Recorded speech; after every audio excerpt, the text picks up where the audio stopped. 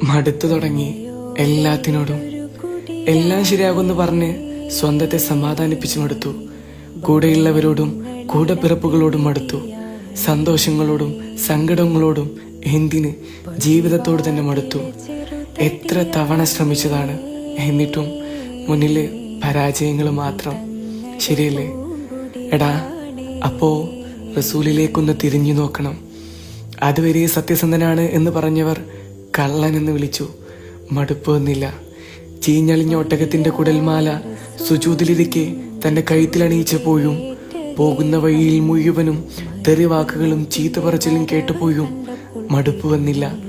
സ്വന്തം കുടുംബം വരെ കല്ലെടുത്തെറിഞ്ഞ് തിരുവോരങ്ങളിലൂടെ ഓടിച്ചപ്പോഴും മടുപ്പ് വന്നില്ല.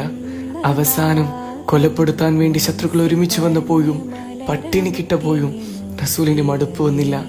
എന്നാൽ ഇന്ന്